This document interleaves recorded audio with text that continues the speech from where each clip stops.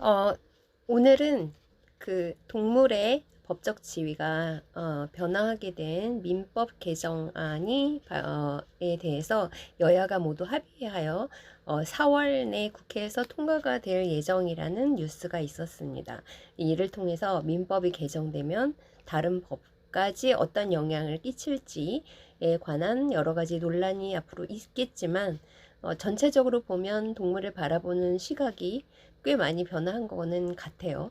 이런 이야기는 한 20년 전부터 계속 있어 왔습니다. 왜냐하면 독일이나 오스트리아, 스위스 같은 나라에서는 동물이 물건이 아닌 존재로 법적인 지위를 받고 있기 때문에 그 영향을 받아서 우리나라에서도 이렇게 민법이 개정된 것 같아요. 그래서 이게 앞으로 동물보호법이나 동물 관련 법률에서 어떻게 적용이 될지는 알 수 없지만 이전과는 많이 달라진 것이, 예를 들어 이전에는 다른 소유자의 그 동물을 학대했을 때 더 많은 벌금이 나왔거든요. 그래서 주인이 자기 개를 학대하거나 자기 동물을 학대하는 것에 대해서는 그렇게 큰 처벌이 나오지 않았던 게, 이제 다른 소유주의 동물을 학대했을 때에는 그것이 이제 재물 손괴가 돼서 더 컸었거든요. 아마 그런 점에 있어서는 처벌의 수위나 양형이 달라질 수도 있고, 또 어떤 면에서 보면 동물 관련 법이 굉장히 많기 때문에 그 법들에서는 동물의 복지나 보호에 관련된 법을 따로 규정한 것이 많이 없지만 앞으로도 개정될 소지가 있고, 그런 경우에는 어느 정도 영향을 미치지 않을까, 뭐 이렇게 보고는 있습니다. 자, 그래서 제가 그럼에도 불구하고 이제 우리가 아직은 유기동물도 많이 발생하고 있어서 유기동물 문제도 해결이 되지 않은 나라에서 다른 동물들에 관련된 복지가 어느 정도 향상될 수 있을지는 잘 모르겠지만 그런 생각을 하게 됐어요. 동물을 관리하는 사람, 어떤 기관, 이런 곳에는 굉장히 책임감 있는 동물의 케어를 요구하면서 반려동물을 키우는 사람들에 대한 어떤 의무에 관련된 거는 별로 배우지 않은 것 같아요. 예를 들어 병원에 가면 의사의 그 의무와 권리, 그리고 의료인들의, 그 다음에 환자의 의무와 권리, 이런 것들이 있는데 이게 윤리적인 합의가 이루어져 있지 않아요? 근데 동물병원 같은 곳, 혹은 동물을 질병을 치료하거나 이런 데 가면 의료인이나 아니면 그 동물을 케어하는 사람들에 대한 의무는 굉장히 강조하지만 반려동물을 책임 있게 키워야 한다라는 의식이 많이 향상된 것 같지는 않아요. 그렇게 되었다면 우리나라에 이렇게 많은 유기동물이 쏟아져 나오지는 않을 거기 때문에 그럼 여기에는 여러 가지 다른 이야기들이 좀 있습니다. 서울 같은 경우에는 유기동물이 점차 줄어들고 있지만 경기도권은 아직도 많이 있거든요. 그 중에 대형견들이 굉장히 많고, 대형견들은 보호소에서 수용하기가 굉장히 어렵고, 그 다음에 좁은 곳에 갇혀 살다가 보면 공격성이 늘어나서 입양도 굉장히 어렵습니다. 그래서 현재 각 지자체마다 각 지역의 큰 대형견들의 중성화 수술을 많이 실시하고 있고, 그래서 이런 대형견들의 숫자를 줄여야 합니다. 제가 그래서 미국 수의사협회에서 만든 책임감 있는 반려동물의 그 소유자가 지켜야 되는 가이드라인을 가지고 왔어요. 이것은 다 필요한 것 같아요. 반려동물 소유주에게도 필요하고, 다른 동물을 케어하고 있는 모든 사람들에게 필요한 것 같습니다. 첫 번째, 반려동물은 평생을 관리해야 된다는 생각을 가지고 있어야 합니다. 그래서 탄생부터 혹은 입양부터 죽음에 이르기까지 전념해야 된다는 책임감이 있어야 되고, 그 다음에 자신이 살고 있는 가정, 그리고 집, 그리고 라이프 스타일에 따라서 거기에 맞는 반려동물을 선택할 수 있어야 합니다. 그래서 충동적인 결정은 매우 위험한 거죠. 그러니까 매일 산책을 시키기 굉장히 힘든 조건에 있는 사람들이 섣불리 큰 대형견을 데리고 온다거나 이런 것은 맞지 않는 거죠. 그리고 반려동물을 키우려면 기본적으로 돈이 들어갑니다. 이런 경제적인 조건 같은 거를 고려를 해야 돼요. 시간과 돈이 없는 사람들은 반려동물을 키우면 안 됩니다. 그런 건 사랑이 아니에요. 그리고 적절하고 안전하게 동물을 키울 수 있는 종류와 수를 정해야 합니다.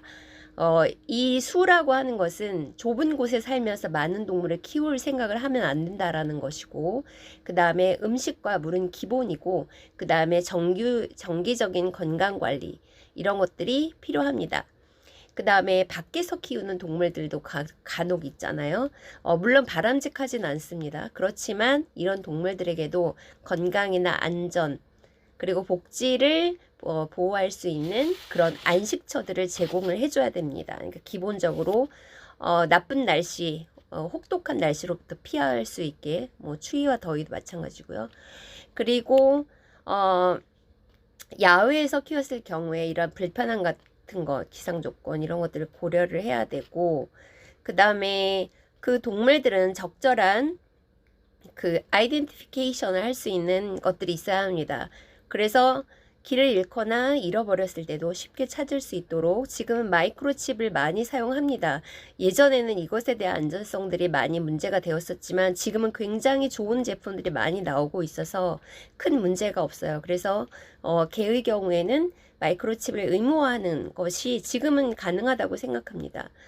그리고 각 지역마다, 각 나라마다인데요. 라이센스 같은 거 혹은 여기에 관련된 법률들이 다 따로 있을 수가 있고 조례가 다를 수가 있거든요. 그래서 여기에 대한 사항을 정확하게 알고 있어야 합니다. 우리나라의 경우에도 산책을 시킬 때 목줄을 착용하도록 하고 있습니다.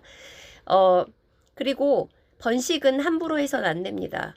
많이 늘어나게 됐을 때 거기에 대한 위험성이 늘어나기 때문에 중성화 수술을 통해서 번식을 제한해야 되고, 동물의 수가 늘어나지 않도록 관리하는 것이 굉장히 중요합니다. 그렇게 하기 위해서는 수의사와 고객, 환자인 동물 사이의 관계가 잘 유지될 수 있도록 하는 것이 중요하고요. 그 다음 수의사와 정기적으로 상담하여 동물에 대한 건강관리, 예방접종, 기생충 관리 이런 것들에 대해서 서로 정보를 주고받을 수 있어야 합니다. 그리고 반려동물의 복지뿐만이 아니라 다른 동물들 혹은 다른 사람들의 삶을 빼앗는 해를 주는 그렇게 되어서는 안 되기 때문에 적절한 사회화를 위한 훈련이 되어 있어야 합니다. 그래서 계속 집에다 가둬두고 키우는 동물들은 밖에 나와서 사람을 쉽게 공격하거나 두려움에 떨어서 그럴 수 있기 때문에 적절한 훈련, 그 다음에 사회화 훈련 이런 것들이 있어야 되고요. 그 다음에 반려동물이 다른 동물이나 사람을 공격하지 않도록 하는 것을 미리 방지하기 위한 것들이 중요하고, 그 다음에 적절한 폐기물 처리, 그 다음에 대소변 이런 것들을 잘 처리해야 되고요. 그 다음 소음 같은 것이 나지 않도록 적절한 훈련을 잘 시켜야 됩니다. 사람들과 많이 만나고 사회 훈련이 잘 된 개들은 많이 짖지 않아요. 그래서 반려동물이 길을 잃거나 그렇게 돼서 야생화되지 않도록 잘 관리하는 거 굉장히 중요합니다. 그 다음에 반려동물의 나이, 품종, 건강 상태에 따라서 운동, 자극 등이 필요합니다. 그러니까 나이가 어린 동물들은 많이 활동성이 있기 때문에 거기에 맞는 여러 가지 장난감, 그 운동장 같은 데 가서 그 운동도 시키고 이렇게 하지만 노령견이 되어 갈수록 건강검진을 보통 8살 이상이 되면은 매년 해주시는 것이 좋고, 그 다음에 노령화된 동물들이 너무 오랫동안 밖에서 심하게 시달리지 않도록 하는 것도 중요한 거죠. 그 다음에 언제 어디서나 재해라는 건 생길 수 있습니다. 그래서 예를 들어 지진이 난다거나 그 다음에 큰 비가 내려서 어떤 문제가 발생한다거나 기타 등등 여러 가지 자연재해나 이런 것에 대한 그 보호 장치를 미리미리 가지고 계실 필요가 있습니다.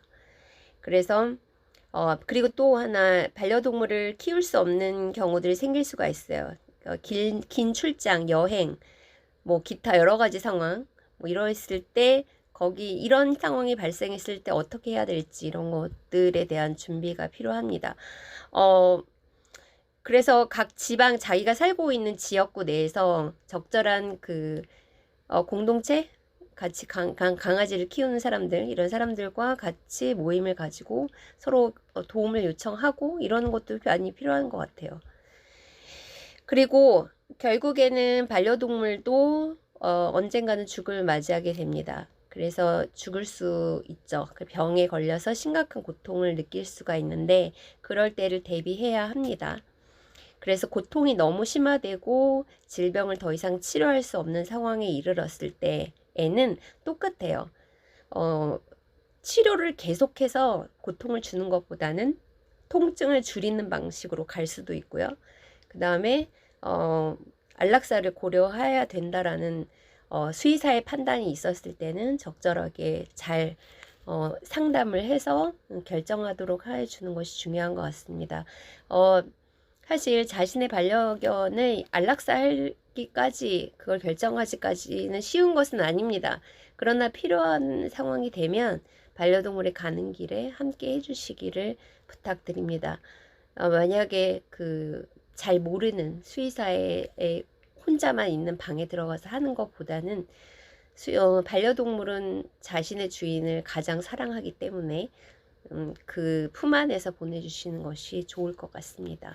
그래서 책임감 있는 반려동물 소유자가 되어야 이 사회에서 동물 학대나 동물 유기나 동물에 대한 잘못된 처우가 개선될 수 있고 이렇게 민법이 개정되어서 법적 지위가 개선되고 더 올라간 것에 대한 효과들이 다른 법률에도 영향을 미칠 수 있다는 점이 꼭 강조드리고 싶습니다.